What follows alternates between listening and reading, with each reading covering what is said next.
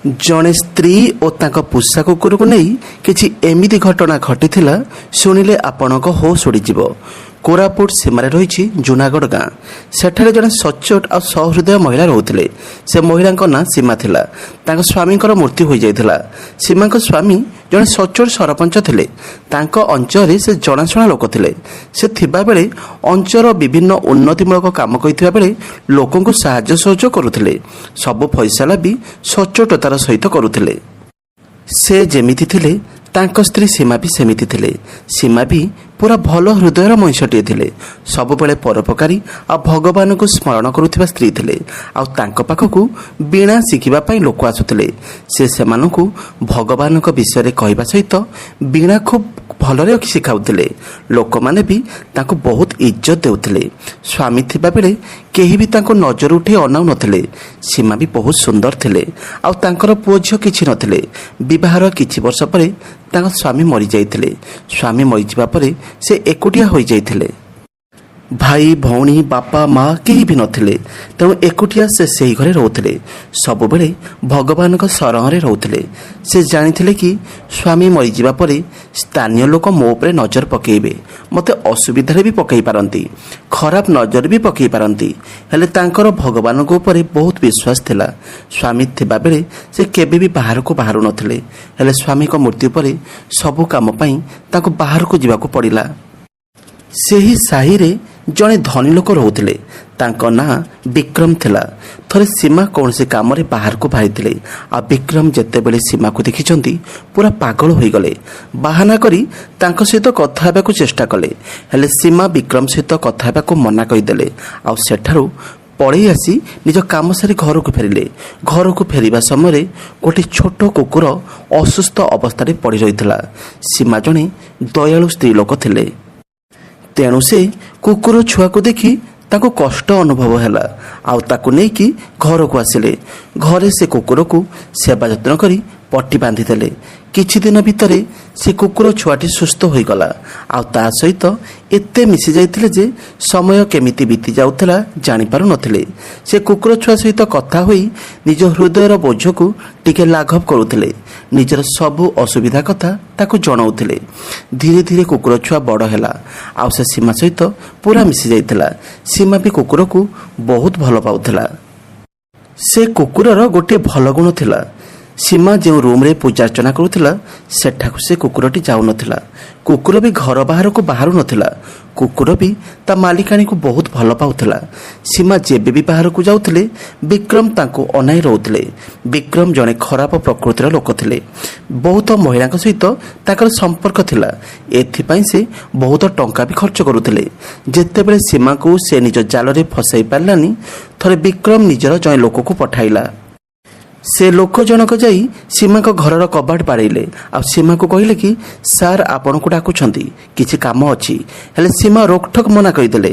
କହିଲେ କି ମୁଁ ପର ପୁରୁଷ ସହିତ ଦେଖା ହୋଇପାରିବିନି। ବିକ୍ରମ ଏକଥା ଶୁଣିବା ପରେ ପୁରା ରାଗରେ ଲାଲ ହୋଇଗଲେ। ଆଉ କହିଲେ କି ଆଜି ଯାଏଁ ମୋତେ କେହି ବି ସ୍ତ୍ରୀ ଲୋକ ମନା କରିନାହାନ୍ତି। ଆଉ ଇଏ ଏମିତି କିଏ ଯେ ସିଧା ସିଧା ମନା କରିଦେଲା ଦେଖା କରିବାକୁ। ବିକ୍ରମକୁ ବହୁତ ଖରାପ ଲାଗିଲା। ଏଥର ସେ ନିଜେ ଗଲେ ସୀମାଙ୍କ ଘରକୁ। ଘରର କବାଟ ବାଡ଼େଇବା ପରେ ଭିତରେ ଥାଇ ସୀମା ପଚାରିଲା କିଏ? ସେଠୁ ବିକ୍ରମ ନିଜର ପରିଚୟ ଦେଇ କହିଲେ ମୋର କିଛି କାମ ଅଛି ତମ ପାଖରେ, କବାଟ ଖୋଲ।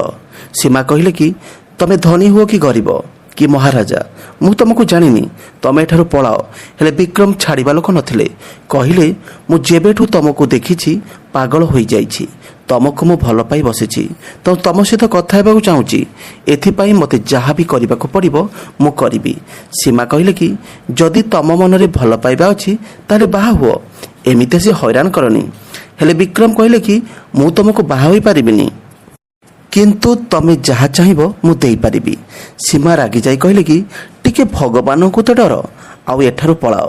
ସେଦିନ ବିକ୍ରମ ପଳେଇଲେ। ହେଲେ ଏବେ ସବୁଦିନ ସେ ସୀମାଙ୍କ ଘରକୁ ଆସି କବାଟ ବାଡ଼େଇବାରେ ଲାଗିଲେ। ଆଉ ସୀମା ଜମା ବି କବାଟ ଖୋଲୁନଥିଲେ। ଥରେ ବିକ୍ରମ ଚିନ୍ତା କଲେ କି ଆଜି ମୋ ଲୋକଙ୍କୁ ପଠାଇକି ତା କବାଟ ଭାଙ୍ଗିକି ତାକୁ ଉଠେଇ ଆଣିବି। ସନ୍ଧ୍ୟାରୁ ରାତି ହେଲା। ବିକ୍ରମଙ୍କର 4 ଜଣ ଲୋକ ସୀମାକୁ ବଳପୂର୍ବକ ଆଣିବା ପାଇଁ ଗଲେ। ଯେତେବେଳେ ସେମାନେ ତାଙ୍କ କବାଟ ପାଖରେ ପହଞ୍ଚିଛନ୍ତି କେଜାଣି କ'ଣ ହେଲା, ଯେମିତି ସମସ୍ତଙ୍କୁ କୌଣସି ଏକ ଶକ୍ତି ଟେକିକି ଫିଙ୍ଗି ଦେବା ପରି ଲାଗିଲା।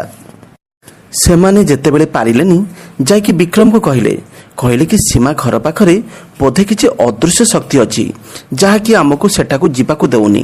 ଶୁଣିକି ବିକ୍ରମ ମନରେ ଏକ ଭୟାନକ ଦୁର୍ବୁଦ୍ଧି ଆସିଲା।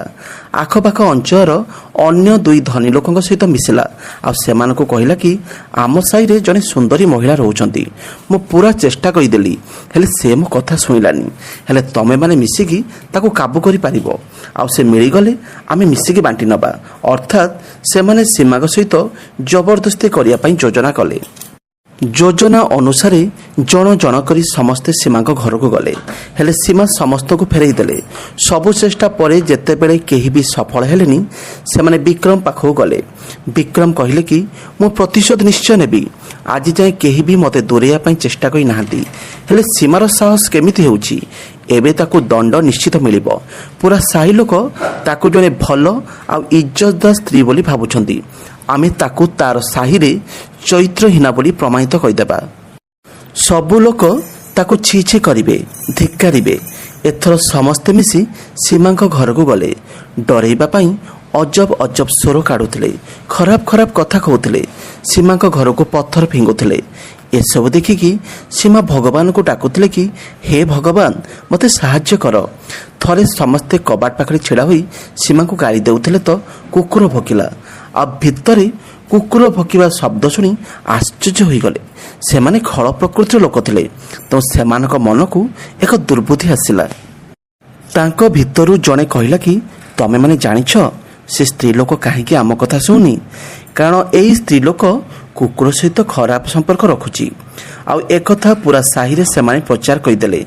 ଏଇଟା ଏକ ଏମିତି ଅପପ୍ରଚାର ଥିଲା ଶୁଣିକି ସମସ୍ତେ ମୁହଁରେ ହାତ ଦେଇଦେଲେ। ଆଉ ସମସ୍ତେ ବି ଟୁପୁରୁ ଟାପର ହେଲେ କି ଏଥିପାଇଁ ସେ ସ୍ତ୍ରୀ ଲୋକ ବୋଧେ ବାହା ହେଉନି।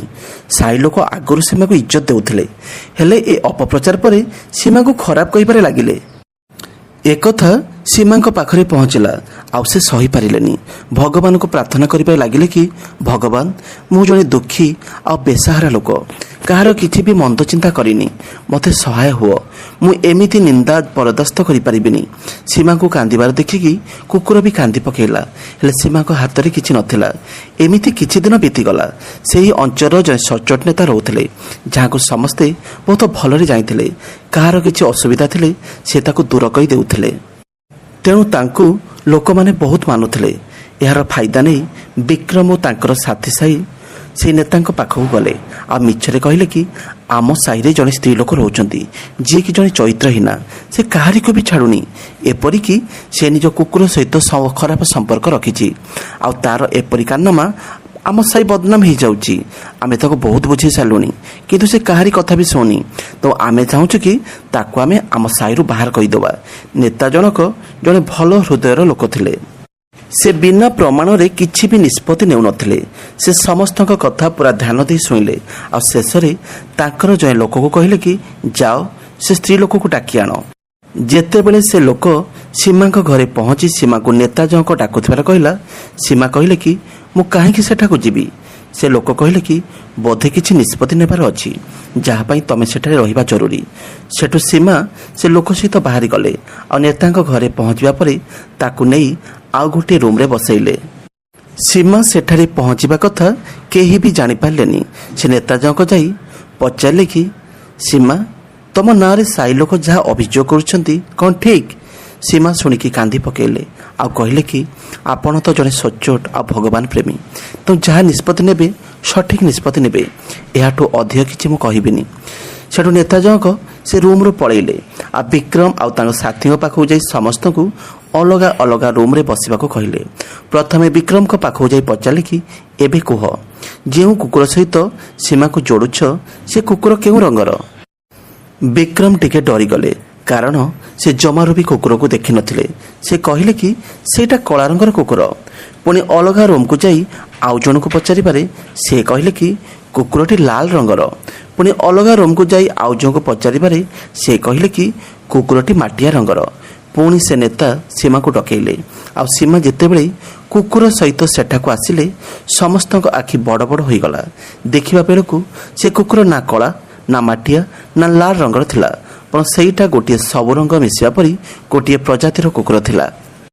ଏଥର ସେ ନେତା ଜଣକ ରାଗିଗଲେ। କହିଲେ, ଯଦି ତମେମାନେ ସୀମା ବିରୁଦ୍ଧରେ ଏମିତି ଅପପ୍ରଚାର କରିନଥାନ୍ତ ତାହେଲେ ବୋଧହୁଏ ତମକୁ ଦଣ୍ଡ ମିଳିନଥାନ୍ତା। ସମସ୍ତେ ଏକସ୍ୱରରେ କହିଲେ, ନା ନା, ଆମେ ଠିକ୍ କହୁଛୁ, ଏ ସ୍ତ୍ରୀ ଲୋକ ଚରିତ୍ର ଖରାପ, ତାକୁ ସାହିରୁ ବିଦା କରିଦିଆଯାଉ। ସେଠୁ ନେତା ଜଣକ ରାଗିଗଲେ ଆଉ କହିଲେ କି, ଆଚ୍ଛା, ତମେ ସବୁ ତ ସୀମା ବିରୁଦ୍ଧରେ ସବୁ କହିଦେଲ, ହେଲେ ଏବେ ଆଉ ଗୋଟିଏ ପ୍ରମାଣ ରହିଯାଇଛି। ସମସ୍ତେ ହସି କହିଲେ କି, ଆଉ କି ପ୍ରମାଣ? ସେଠୁ ନେତା କହିଲେ କି, ତମେ ସୀମା ସହିତ ଯେଉଁ କୁକୁରକୁ ଯୋଡ଼ୁଛ ସେ ନିଜେ ପ୍ରମାଣ ଦେବ। କୁକୁର ପ୍ରମାଣ ଦେବା କଥା ଶୁଣିକି ବିକ୍ରମ ସହିତ ସମସ୍ତେ ହସିବାରେ ଲାଗିଲେ। କହିଲେ, କୁକୁର ପ୍ରମାଣ କେମିତି ଦେଇପାରିବ? ସେଠୁ ନେତା ଜଣକ କହିଲେ କି, ଯଦି କେଉଁ ନିରୀହ ପ୍ରାଣୀ ଉପରେ ଅତ୍ୟାଚାର ହୁଏ, କୁକୁର କ'ଣ, ପାହାଡ଼ ପର୍ବତ ଜମି ସମସ୍ତେ ପ୍ରମାଣ ଦେଇପାରିବେ। କାହିଁକି ନା ଭଗବାନ ତ ଜବାବ ଦେବାକୁ ଆସିଲେ ପଶୁ କ'ଣ ନିର୍ଜୀବ ନିଜ ଜୀବନ ଶେଷ କରିଦେବ? ତାପରେ ସେ ନେତା ଜଣକ କୁକୁର ଆଡ଼କୁ ଅନେଇକି କହିଲେ କି, ଆଜି ସମସ୍ତଙ୍କ ଆଗରେ ତୋ ମାଲିକାଇର ଚରିତ୍ର ନିଲାମ ହେଉଛି। ତେଣୁ ଯଦି ଆଜି ତୁ ପ୍ରମାଣ ଦେବୁ ତାହେଲେ ଜଣେ ନିର୍ଦ୍ଦୋଷ ମହିଳା ଦୋଷୀ ପାଲଟିଯିବେ। ତେଣୁ ତୁ ଏବେ ସତ କଥା କହ। ସେଠୁ ସେ କୁକୁର କ'ଣ ଭାବିଲା କେଜାଣି ନିଜ ଘରକୁ ଦୌଡ଼ିଲା ଆଉ ଘର ଭିତରୁ ହାର୍ଡ଼ ଡିସ୍କ ନେଇ ଆସିଲା। ଯେଉଁ ହାର୍ଡ଼ ଡିସ୍କରେ ସୀମାଙ୍କ ଘର ବାହାରେ ଲାଗିଥିବା କ୍ୟାମେରାର ଭିଡ଼ିଓ ରହୁଥିଲା। ଆଉ ଯେମିତି ସେ ନେତା ଜଣକ ହାର୍ଡ଼ ଡିସ୍କ କମ୍ପ୍ୟୁଟରରେ ଲଗେଇ ଦେଖିଲେ, ଚମକି ପଡ଼ିଲେ, କାରଣ ସେଥିରେ ବିକ୍ରମ ଓ ତାଙ୍କ ଲୋକମାନେ ରାତି ଅଧରେ ଯାଇ ସୀମାଙ୍କ ଘରର କବାଟ ବାଡ଼ଉଥିଲେ। ଆଉ ଯେତେବେଳେ କବାଟ ନ ଖୋଲିଲା ସେମାନେ ସୀମାକୁ ବଦନାମ କରିବା କଥା ଯୋଜନା କରୁଥିଲେ।